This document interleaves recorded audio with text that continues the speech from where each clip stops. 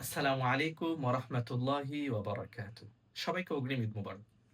কুরবানির ঈদে আমরা অনেকেই একটা ভুল করে থাকি। সেই ভুল এবং কুরবানির ঈদে আমাদের যে জবাইয়ের সিস্টেম সেটা থেকে আমরা একটা তাদাব্বর বের করে আনবো ইনশাআল্লাহ। ১ম এই আমাদের কমন ভুলটা নিয়ে আমরা একটু আলোচনা করি। আমরা অনেকেই জানি ভুলটা সম্পর্কে যে কুরবানির গরুকে যখন জবাই করা হয় তখন আমাদের অনেকেই তাড়াতাড়ি গরু যেন নড়াচড়া বন্ধ করে দেয়, রক্ত যেন দ্রুত বন্ধ হয়ে যায়।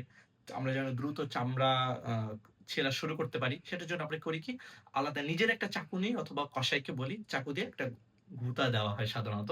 যার মাধ্যমে পশু দেখা যাচ্ছে যে আ নড়াচড়া বন্ধ করে দেয়। আবার অনেকে আমরা জানি যে এটা ভুল। বাট কেন ভুল এটা কিন্তু আমরা জানি না। এটা আজকে আমাদের জানা খুবই জরুরি। গরুর প্রধানত ৪ টা রগ থাকে। প্রথমত শ্বাসনালী, এরপরে থাকে হচ্ছে খাদ্যনালী, এরপরে ২ টা রক্তনালী থাকে। রক্তনালীর মধ্যে একটার নাম হচ্ছে ক্যারোটিড আর্টারি, আরেকটার নাম হচ্ছে জুগুলার ভেইন। ক্যারোটিড আর্টারির কাজ হচ্ছে যে শরীরের রক্ত সেটা মস্তিষ্কে যাবে। আবার মস্তিষ্কে যে ব্যবহৃত রক্ত সেটা সারা শরীরে ছড়িয়ে পড়ে জুগুলার ভেইন নামক আরেকটা যে রক্তনালী আছে সেটার দ্বারা। তো এই ৪ টা রগ যখন কাটা হয় তখন গরু অটোমেটিক্যালি সেন্সলেস হয়ে যায়। দেখা যাচ্ছে যে ১০ থেকে ২০ সেকেন্ডের ভিতরে আ গরু মারা যায়। এরপরে দেখা যায় যে গরু নাড়াচাড়া করে। রাইট। তো গরুর নাড়াচাড়া করার অন্যতম কারণ হচ্ছে এটা কেন? এটার কারণ হচ্ছে স্পাইনাল কর্ড। স্পাইনাল কর্ডের রিফ্লেকশন এর কারণে গরুর অঙ্গ-প্রত্যঙ্গগুলো তখন নাড়াচাড়া করে। আমাদের অনেক আ কিছু যেটা আমরা মস্তিষ্ক ছাড়াই আমাদের স্পাইনাল কর্ড দ্বারা অনুভূত হয়। যেমন কোথাও যদি আগুন আমার হাতে যদি আগুন স্পর্শ করে সেটা দেখা যায় যে আমরা আমাদের মস্তিষ্কে মেসেজ যাওয়ার আগে আমরা হাতটা সরায় ফেলি। কারণ আমাদের স্পাইনাল কর্ড এর মাধ্যমে সেটা আমরা বার্তাটা পাই। তো গরুরও সেম। গরুর তখন আর অক্সিজেন পায় না।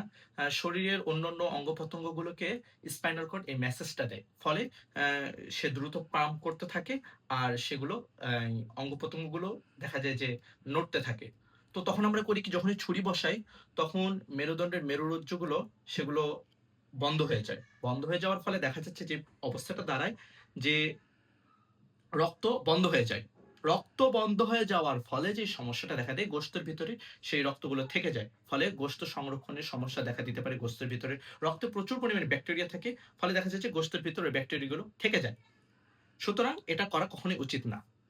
এটা গেল ১ম। এরপরে আসি জবাইয়ের যে পদ্ধতি। জবাইয়ের ব্যাপারে আমরা প্রসিদ্ধ হাদিস সবাই জানি যে ফাইদা ক্বাতালতুম ফাআহসিনুল কিতলা ওয়া ইযা যাবাহতুম ফাআহসিনু যিবহা ওয়ালিইউহিদ্দা আহাদুকুম শুফরাতাহু ওয়ালিইউরিহ যাবিহাতাহু। মানে ছুরির ব্যাপারে বলা হচ্ছে সর্বোচ্চ ধার দিতে। এবং এটা আমরা জানি যে ছুরিকে ধার দিলে গরু সবচেয়ে কষ্ট কম পায়। রাইট? এখন দেখা যাচ্ছে যে আমরা জবের ক্ষেত্রে আল্লাহ রাসূলের নীতিটা সবচেয়ে বেশি ফলো করি। এবং এই নীতির মাধ্যমে সায়েন্টিফিক্যালি এবং লজিক্যালি প্রমাণিত এটা যে এই পদ্ধতিটা ফলো করলে গরু সবচেয়ে ব্যথা কম পায়। প্রাণী সবচেয়ে ব্যথা কম পায়।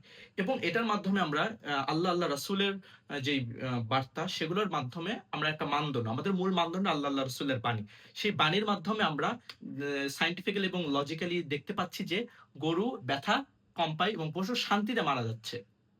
ঠিক তেমনিভাবে আমরা আমাদের জীবনের প্রতিটা ক্ষেত্র আল্লাহ রাসূলের যেই বাণী, আল্লাহ রাসূলের যে বিধান, সেই বিধানগুলো যদি আমরা আমাদের জীবনে বাস্তবায়ন করতে পারি ইনশাআল্লাহ তাহলে আমাদের জীবনটা আরো অনেক সুন্দর হবে, শৃঙ্খলা থাকবে, নিরাপত্তা থাকবে, আমানতদারিতা বজায় থাকবে ইনশাআল্লাহ। মহান আল্লাহ তাআলা আমাদের সকলকে আ সহিসম্মতভাবে আ কোরবানি ঈদ পালন করার তৌফিক দান করুন এবং আমাদের কে শরিয়া মোতাবেক জীবনযাপন করার তৌফিক দান করুন। আমিন।